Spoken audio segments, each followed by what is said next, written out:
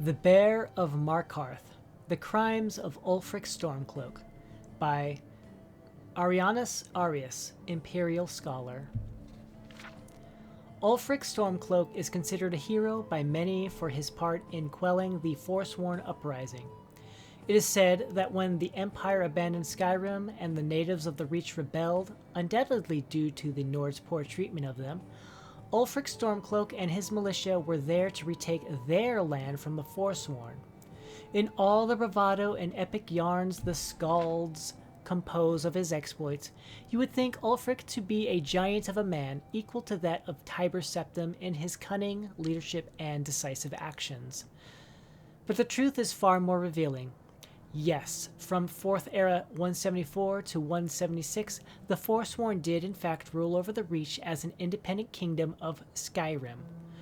Yes, this was accomplished while the Empire was beset by Aldmeri Dominion forces and could not send the Legion to reestablish order. And yes, Ulfric Stormcloak did quell the rebellion without Imperial assistance. That much is true. But what the bards often fail to tell in their stories is that the Forsworn kingdom was quite peaceful for those 2 years they were in power.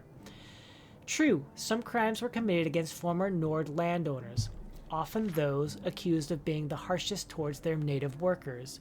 But on the whole, the Forsworn ruled their lands fairly, and were making overtures to be recognized by the Empire as a legitimate kingdom.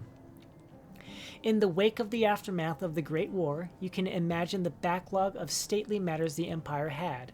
Before a peace treaty could be resolved with the Forsworn, a militia led by Ulfric Stormcloak sieged the gates of their capital, Markarth.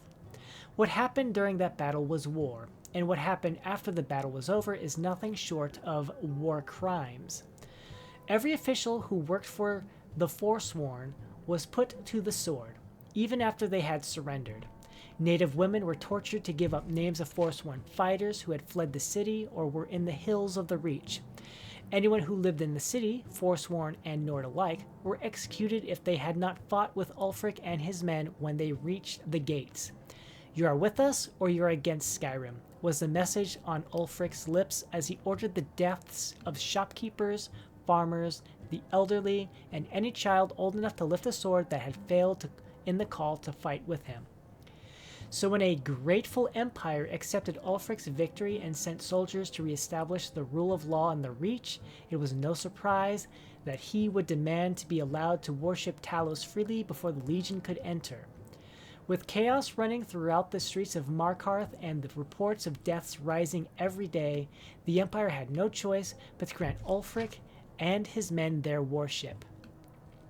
We allowed them to worship Talos, in full violation of the White Gold Concordant with the Aldmeri Dominion, which recognizes the elven belief that Talos, as a human, cannot be one of the divines.